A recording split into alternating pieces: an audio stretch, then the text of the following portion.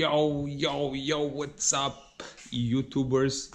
It's your boy Vasile Garage in here, up in Arkansas, in case you wonder where I live. This is Arkansas. I can show you a little bit up in here, you know. Gonna give you a little, wacky tobacky intro on this video. See that? Living on the nature way. Got my daily TS6 up in here, 6-speed. We got my wife Lexus IS250 all-wheel drive. Of course, I got my Supermoto 990. Got Monica. Some of you guys are probably very familiar with this car here. I built this car here in the garage, completely tear down to bare frame, and then built it back up with all, for the most part, all new parts. New windows, new moldings, new carpet, new seats, new suspension, new wheels, new tires, new bushings, new bolts, washer nuts, new motor and transmission, new clutch, new, you name it. Anyways, the video is not about this car. The video is about this car. I'm going to show you guys and give you guys some simple tips of how to change a clutch. So I'm going to walk you through it. Some of you guys may not know, but this is kind of what I do for a living sometimes. If I find a good car that I think I can just flip it for a little bit of extra money, I buy it. I fix it up a little bit. Well, unfortunately, this 2008 Corolla, Toyota Corolla Type S, it's a 5-speed, but the clutch is done. Like, the clutch is no go. I bought the car, I paid for. I go to drive it, and I'm like, dude, don't tell me. Anyways, the struggle is real. So I bought some transmission gear oil for it from my auto parts store, and I bought a clutch. Shout out to my boy Edgar from AutoZone.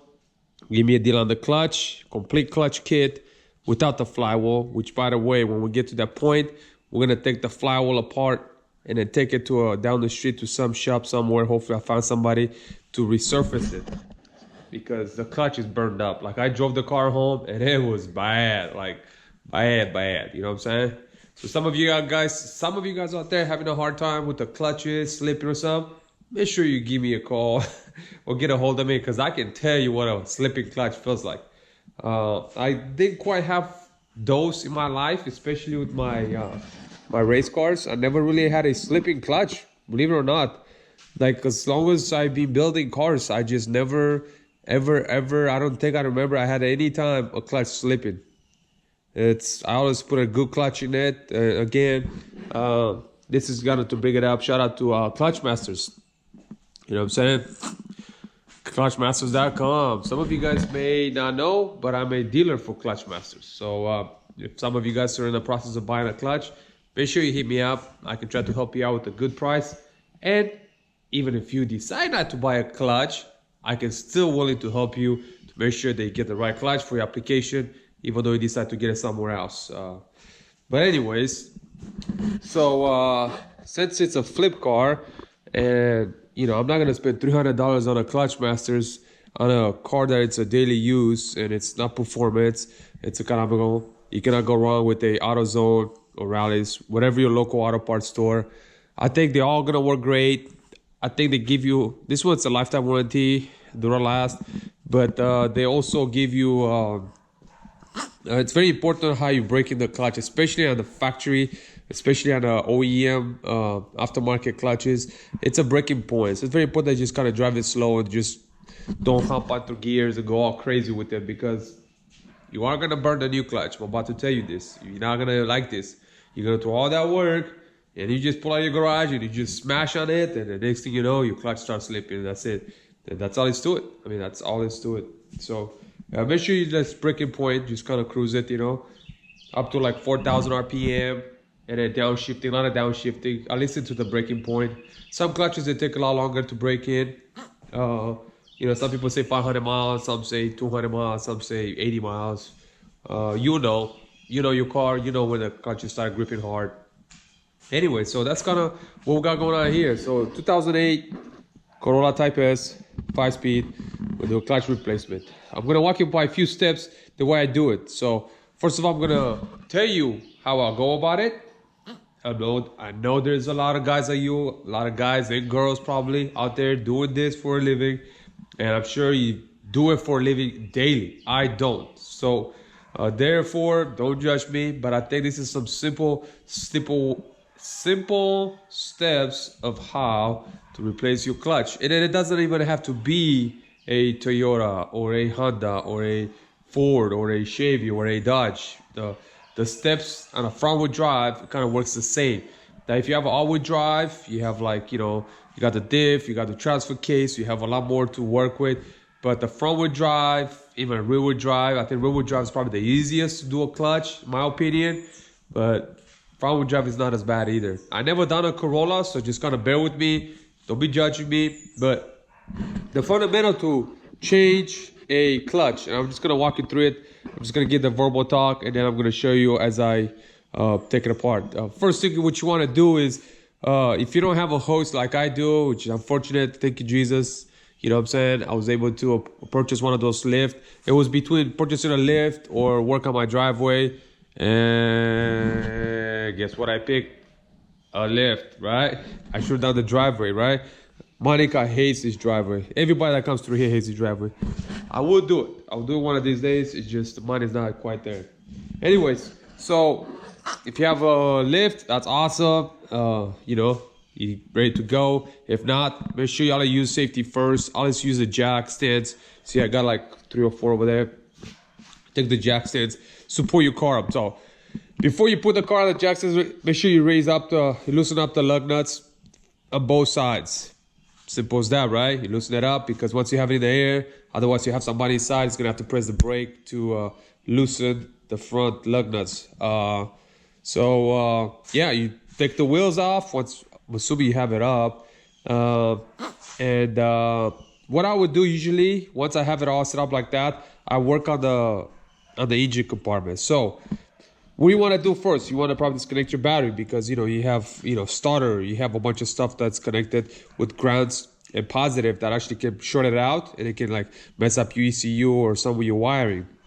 So usually what I do, I disconnect the battery, then I take this air intake, which is kind of funky looking because I'm not used to this factory OEM intakes, you know. I have like, all I have is this clamp right here. See that? For vibrate. If I can twist it, see that? You just press the button right there. See that? You press that button, it's got a little button right there. And you pull that out. That's it. Once you pull it out, this piece comes off, you know? So, and then the intake is out. But, you know, this is not a race car, it's a daily commute. Which, by the way, if you're watching this video, you're probably watching it too late. Maybe it's sold already. I don't know. This is a vehicle for sale. I'm not trying to sell it to you. You're probably way too far from me anyways. But let me tell you, the reason why I bought this car and actually bought it kind of high, because it's a one-owner car. You know, not that you care, but you know, I bought this car for $3,100, and then because the clutch was messed up, they were willing to work with me, and then got it for like right about $3,000. But then the clutch and then my labor. But I'm gonna try to post that for about $4,500. If I can make $500 to $1,000 profit, I mean $500 is gonna be just my labor if you take it to a shop. So pretty much you're making like, you kind of even with your labor. It was kind of not really that good of a buy, but hey, you know, you gotta support your family, you gotta pay for your bills. So it's what it is. Okay, we're back to this. So disconnect your battery. Boom. Once you disconnect your battery, then you work around this way. So you're gonna take your intake off. You gotta take the plugs, anything that holds the intake. You wanna access the transmission, because in order to take the transmission, you gotta disconnect the bolts that go to it. Once you get to that point, you gotta disconnect, because of course we're doing a clutch, right? So we have a master and a slave cylinder for the transmission, which it changes the gear. So it's that right there. You gotta disconnect that. The other big thing that you gotta disconnect is the starter. The starter is in the back. So you gotta disconnect the starter as well. Once you disconnect the starter, pretty much all it is just little grounds. You probably have 1 or 2 grounds, and your shifter cables, which I'm assuming this is a shifter cable. It's not a shift linkage. I haven't done a Toyota, so just bear with me. And then you're pretty much free from there. That's just kind of like around here. And then the other big thing that you gotta do is take the axles, the drive shafts. Not to take the drive shafts out, you gotta work on the suspension. That's how we pulling the wheels out. Some people are able to just kind of like pop the axle, leave it up the bay. I usually just take them out completely. But in order to do that, you gotta take the spindle apart. So when you do it, it's got a bar joint at the bottom. And I'll probably show you once I get over there. Got a bar joint that you pop it. It's got like a wheel. It's got like a wheel nut right there for the axle. Disconnect that. Pop the bar joint out, pop the suspension, you'll be able to like swing it open. Then you can pop the axle out and then pull it from the Trini. And I believe the outside's got a half shaft or a full axle. I'm not sure. This is my first time doing a Toyota Corolla. I don't do this for a living, like actually really talk riches at like any kind of car. But hey, anybody can do it. This is me showing you how to do it, work on your car. You might not be working on a Toyota right now. You might be working on a Dodge or a Ford or a Neon or whatever you're working on. But those applies to you as well, regardless if it's a, you know, Toyota or a Honda or Acura or whatever. So those steps. So another thing is a lot of people discouraged when they start doing this. Like, yo, man, I don't have the knowledge. Well, you have the YouTube, you're watching this. And the next thing you need to do is grab some tools. Now, over the years, I did purchase some tools. So just gonna give you a little bit of walk around with my tools here. This is block, usually it's metric. Then we have standard.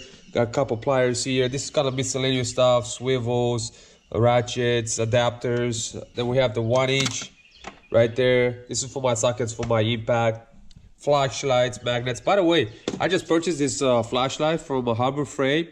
Usually I'm a Snap-on guy, a Mako. But anyways, I bought this light. It was $20, I believe. Even less, it's probably $14. I bought it from see, it's gonna lie right there. From Harbor Freight, and it's this awesome little thing, and you can buy warranty for 1 year on it. So for $11 for 1 year, man, they will change it for you. I think you can't beat the price for that. So oh yeah, yeah, we got 4 mega production up in here. This is my collection of stickers of people over the years that actually you know, helped out my previous builds. Like we have S3 Magazine. They're the guys that actually built my car. Not built my car. They feature my M3 and my blue hatchback in their magazine. Mega Racing, which is exhaust, and then camber kit. It's for the TSX. But it's, oh yeah, let's not mention shout out to Saucepot. Very good dude, man. With your love for this guy. The articles. Another cool dude is Springfield, Missouri. By the way, he's building a very cool what's he call it? A V8 240 drifter car. You know, T suspension, same thing. You got a TSX. I mean, it just goes back. You know, this downstar and, you know, fuel injector. Don't forget, he's greater than I, yo. I know we're kind of losing sidetrack, but yeah, back to the tools. I got a bunch of sockets here, you know, extensions. Yeah, of course, you know, wrenches, man. That's very important you have it. Same thing. Got metric. Pretty for the most part, it's all metric here. Except that's one. I never use it. I never use standard. Like I have them here. You can tell how beat up these ones. This is like new. But anyways, this comes in handy. Very cool. Those snap-on. They're very long wrenches. It's actually pretty cool. Sometimes, you know, you have a bolt way out there. Look at this. It's so long. You can get it, just bang, bang, crank it down. Actually helps a lot. Never use these ones, but they come help like 3/8. If you have a tight spot, you can reach it. Same with these ones. See that? It's actually very cool. Use it once or twice. They use it that much. But I figure if I worked in a shop, might as well have it. Be cool, easy to reach. Big short down is just kind of like, sorry guys, I usually keep it clean, but you know, I have kids in here, they work on their motorcycles, and they just kind of like, I tell them to put it back, so that's the only way they can use my stuff. I know, you're probably thinking like, are you crazy, bro? You let your kids play with your stuff? No, I don't let them play, I let them use it. And you should encourage that. Let your kids like play with your tools, you know? Get an interest, that's good for them. So split pliers, you know what I'm saying, screwdrivers, you know, usually I just keep it, everything face up. This is no one actually worked in here, so see, I'm gonna let them know that, hey man, I'm not saying to be organized, but you know, a little OCD does not hurt nobody, right? Anyways, And then next drawer, same thing, more pliers. This is when I push the toolbox around. Sometimes they kind of all get shifted too, so I'll take some of that blame too.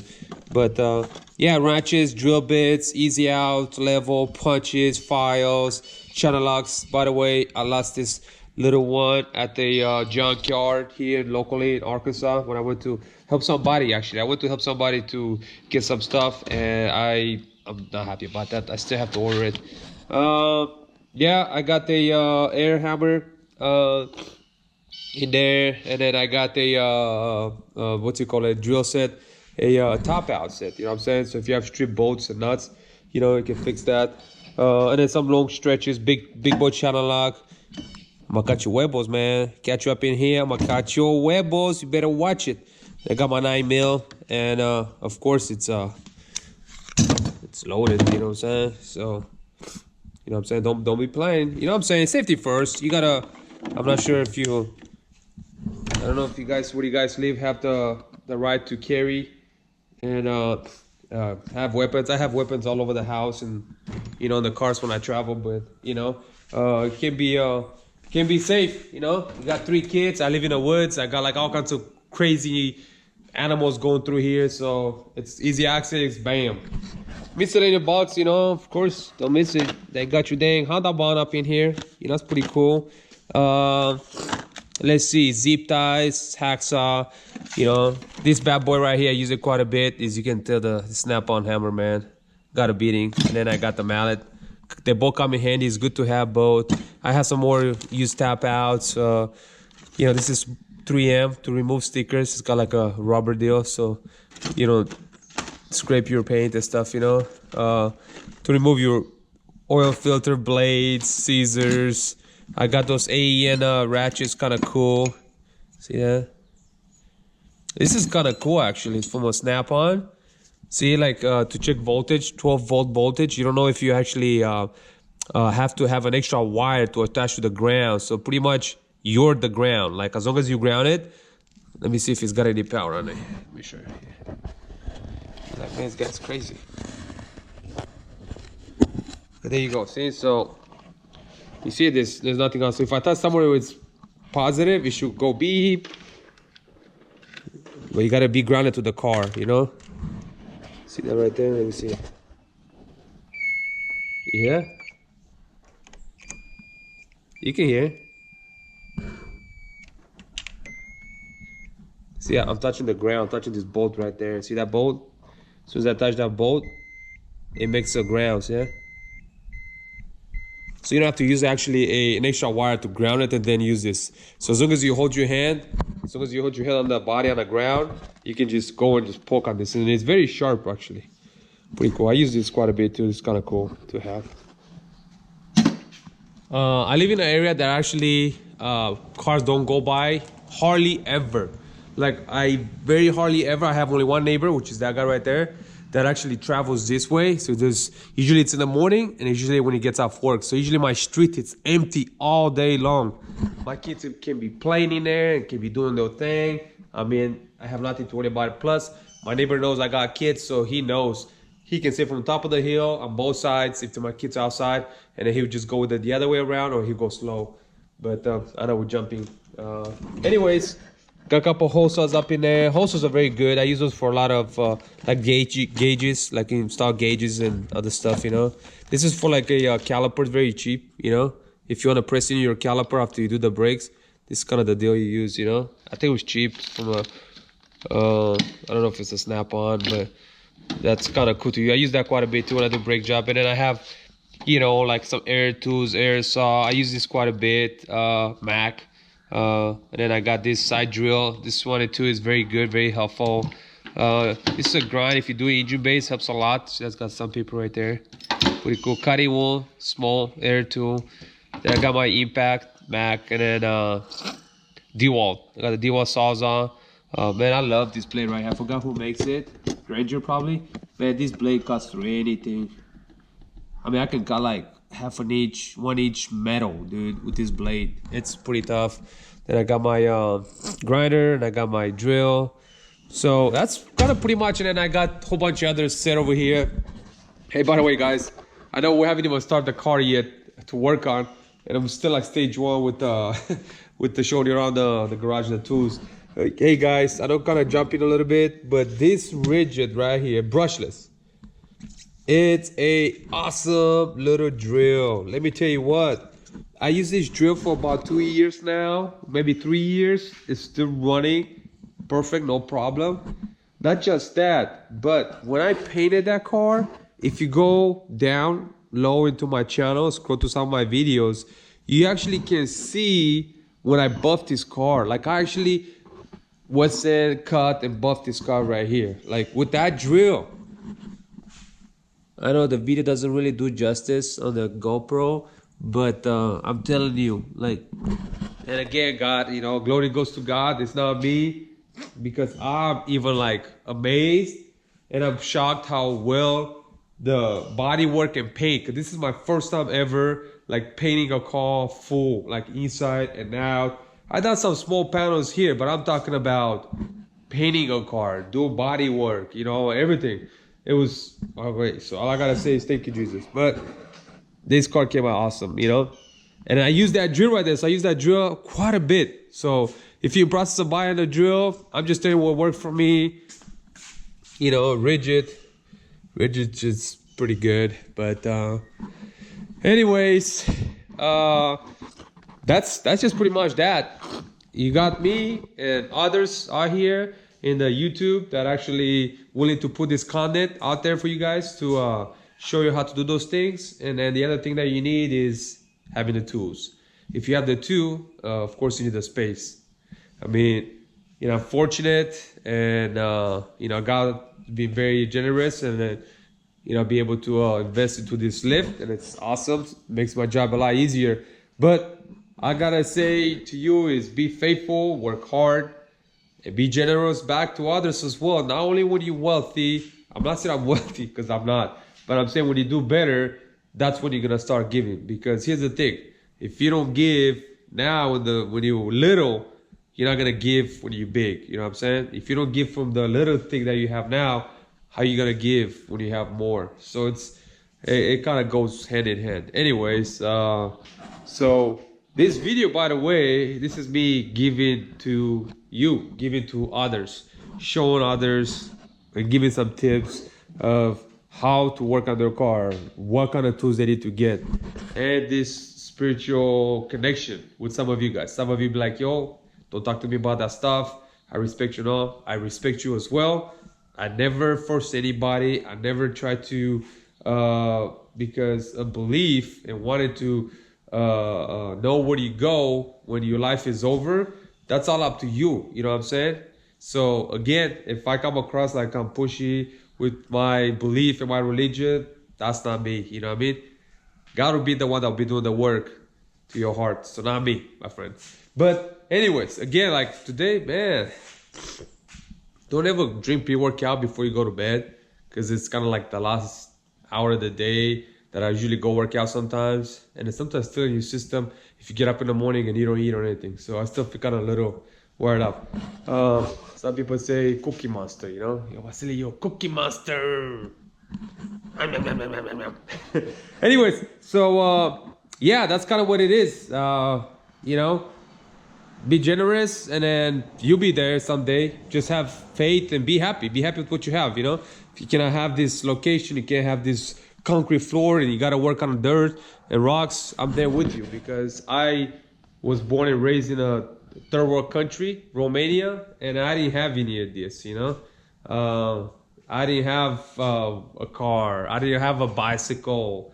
I mean, like I said, God's been generous, so generous to be able to live in a country where, you know, speaking your belief, in, you know, having the freedom of speech, it's awesome, you know, and be able to share that with the world. And, you know, it's kind of off the subject, but I was talking to somebody the other day. I was doing a live video on Instagram, and I said, you know what, guys, you on the other side watching this right now, and just really think about this. Really think about this. You watching this because maybe you're seeking the information about how to do the clutch, which by this time you're like, man, I just wasted 20 some minutes out of my day, 24 minutes, and I haven't even know how to change my clutch. Hopefully I didn't really waste your time, so don't hate me for that. But what I was telling somebody the other day, I was like, yo, man, you know, I feel like relationships, you know, it's so important. Like the car stuff and the big houses and having a lot of money and chasing those goals, it's okay.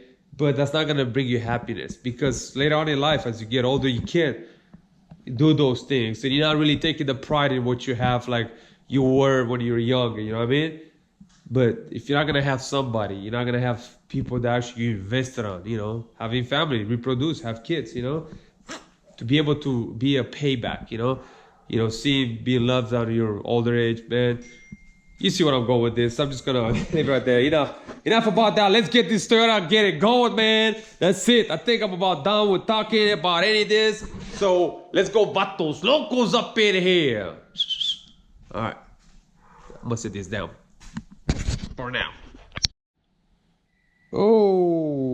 Okay, so here kind of what it is. As you can tell, I removed the intake box, I removed the battery, I removed the clutch line, which the clutch line's got two bolts that holds this bracket here. There's another one that holds there. It's also got a plug there. Cables on the back side. You either pop the pin right there. See that? Either pop this pin here or pip that pin right there. Or you go on the back side and take unbolt the bracket. I'm having a hard time taking those pins out without messing them up, so I'll see if I'll get it from the back side. Like I said, you know, the slave is already out. Make sure it's free, it's not touching anything. Make sure you harness. See, unplug the harness from the tranny, so when you do drop it, you don't want nothing to be attached at top and ripping stuff up. And now at the top, that's kind of pretty much it here, till I get the bottom kind of done. Then I'll come here, loosen this mount and then drop the tranny. But before we get there, this is kind of first step. It's right here. Just kind of remove everything from the top that it's free, and then you remove the suspension, remove the axle, drop the fluid. That's probably what I do the next step. So I'm kind of walking you step by step here. So this is kind of the top. By the way, that was a good thing that actually I took the what do you call it, the filter out, so I can have more access. Look look how much dirt was in there. I mean, look at that. Can you tell? That's a lot of dirt. See that? That's why you guys out there that don't like to run filters, this is what goes in your motor. See that? All of that. So that being said, you're gonna see how much dirt that is. But anyways, we move on to step 2, which is my step 2, probably not your step 2. Working on the suspension. All right, and drop the fluid. Is it recording? This thing is acting up. Then GoPros, trip it. So I took that little section right here. It's part of like the subframe that attaches from here to here, and the back side has got a mount. Now the mount, it's got a bolt here, and it's got 2 here, 2 in the back there, and then this got a bracket that goes right attached to the tranny, and you loosen those. It's got a bolt, one here, and one over there. Once you do that, you got your axle just kind of prop on the engine right there. I set that one on top of the tranny. You're kind of chilling. Cables are loose. It's got a ground at the bottom here. Took that off. Fluid is out. And then I took the bolts. It's got one bolt here, one on the starter. And it's got, we get the flashlight so you can see better. And then it's got 2 right there. You see that? 1, 2. It's got the speed sensor. You took that off. It's got the backup sensor on top. I took that off. But that's pretty much done. In the back here, at the bottom, it's pretty much done. So what we're gonna do now, we're gonna raise it back up. We're gonna drop it back down, and then we're gonna loosen the few bolts that holds it at the top, plus that mount. So there's a few bolts at the top in this mount, and it's out. All right, let's see how that goes. Okay, let's check on him, see if he's okay. Dad, food is ready. Dad, where are you? Dad, where are you? Dad, you're always in the garage. Where are you? You over here? You're always over here. What are you doing? Protein is ready, fool! Oh. What? Protein's ready? Yeah. All right, let's go. Yeah. I'm ready. Yeah.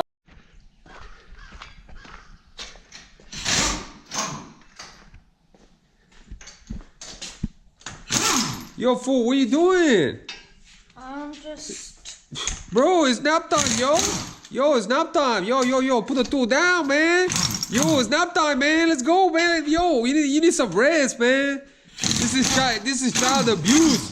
This is child abuse, son. Never. No, not time. No time? Yeah, that's right. No time, we gotta go beast what up in here. Bam, so like I told you guys, wheels are out. This is the second step. And then we're gonna drop the fluid. And then we're gonna work on the suspension. I'll show you what I'll take out. Yeah, buddy. Yeah, time. No, yeah. Cheers. Have a good day. Man. Dun-dun. Dun. Dun-dun-dun-dun. Plug right here. Man, that's a big one right there. Welcome back to Vasily Garage again. I hope you like this video. Make sure to subscribe. Dad is a very kind person. Oh, thank you, son. You're welcome. He helps people. Lots of people. Gets frustrated, but helps. Right? Yeah, buddy! Some people are frustrating me right now, like this. Like, who puts that there? Who puts like a big plug up in here like this? I mean, look how big this is. Look, that's a what is that? You put that there. 15, 16. That's huge, man. Did you put that there? No. No, we're gonna use this snapperoo up in here. We're gonna drop this fluid right here. Look at that. Ready? Yeah. Ready. Go. Oh, dale.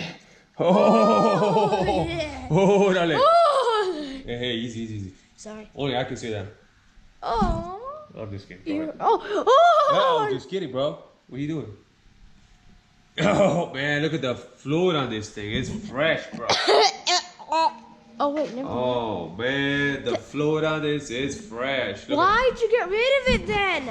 we have to do because we're gonna drop this tranny down, and I don't want to get fluid all over me, yo. Y'all feel me? No. I do not Anyways, feel we're gonna you. let that drain. While that drain, we're gonna pop some of these panels right here. Make it easier to drop the mount on the side and then figure out the cables up in there, okay? So next thing we're gonna work on is sticking the axles, you know what I'm saying? The spindles. Ooh, axle. Alrighty. So catch you guys here in a bit once we get the axles out and everything. Alright? Yep. There you go. Step, I don't even know what step it is. So, in order to loosen the, let me turn this music off right here. Where you want, when you want it. Offline, on Okay, demand, so, without in ads. order to take the axles out, it's got this butt joint right here that's bolted to the spindle. So we just took the bolt out and the two nuts, and we're able to push it up and then swing the axle out. So now the tranny is pretty much free, other than the motor mount on top, the bolts that holds the tranny to the motor, and this piece. Of course, we're gonna have to do the same thing to the other axle right here. So we're gonna come back over here, we're gonna loosen this end, and we're gonna try to swing it and see, you know, how we're gonna get it. But that's gonna come out too. Alrighty. So we're getting close. Very close, actually. Yep. Here's the clutch. I just pulled it out. It's done. Look at that. It's destroyed. Pretty bad. I'm going to take the flour to get it resurfaced because I just want to get the make sure to do the job 100% right. Tranny is good. There's no leaks or anything on it. Put the new bearing out there, nice and clean. That's the pressure plate. That's the clutch. That's the tool. And yeah, it came out easy. Toyota kind of went crazy with the extra brackets and mounts and stuff to make sure that everything's super solid. But I think they did great. I think they did great with this transmission.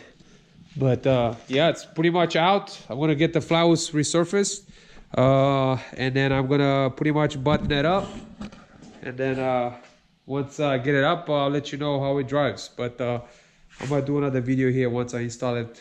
But that's gonna take me a couple hours to put it back in. So many brackets, so many stuff you have to take out to make it work. But it's there, it's out, and I'm gonna head out here in about 30 minutes to go get it resurfaced, and then hit the gym. You know, get that pump iron, come home, and then put it back on. It's starting to get really cold right now, so the temps are gonna drop tonight. So I don't know if I'm probably gonna work on it. I don't like to work when it's really cold. But yeah, that's kind of where we are right there.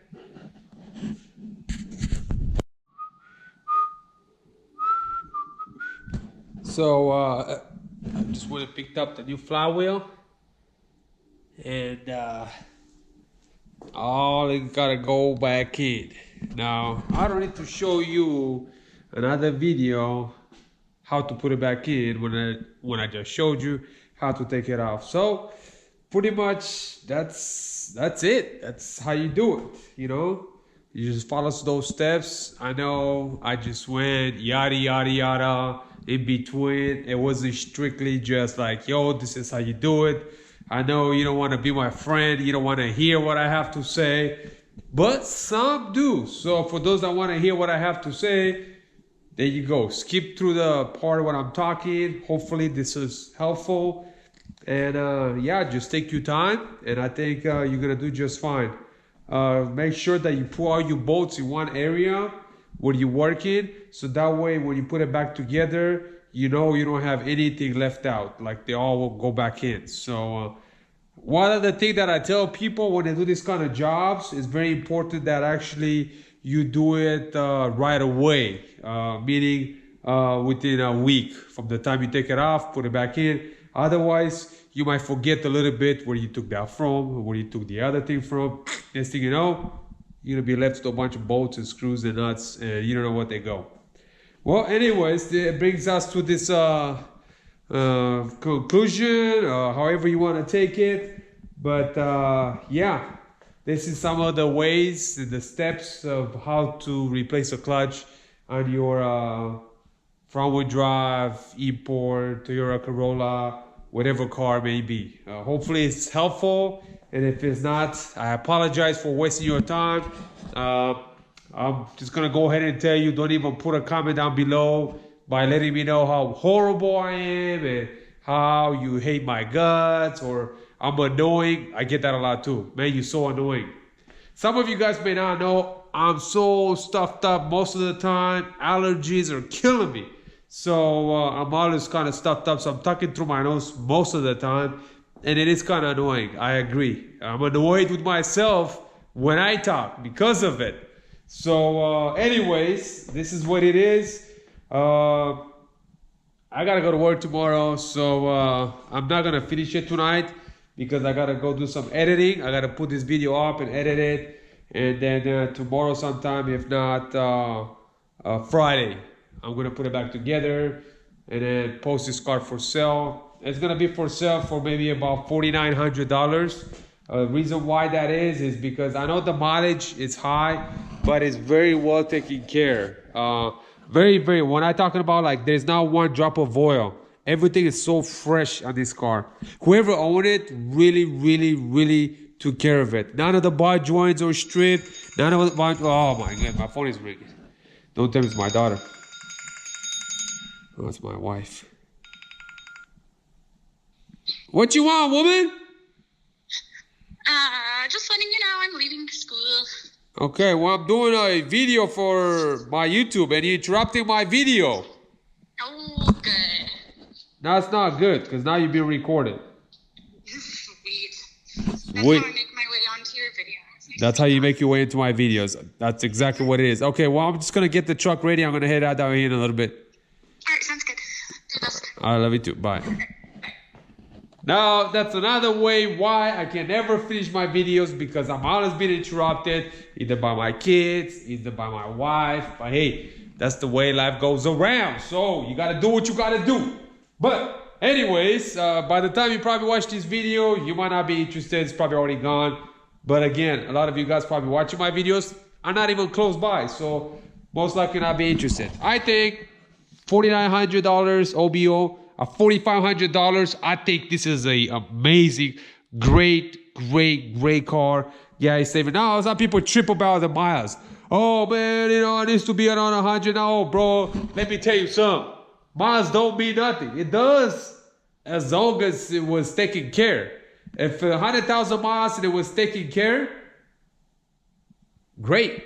But if it's 100,000 miles and it's not taken care, it's like a 300,000 mile motor, because most likely the tranny, the brakes, the drivetrain, the bar joints, everything is abused. Everything hasn't been replaced, and you're just buying a POS.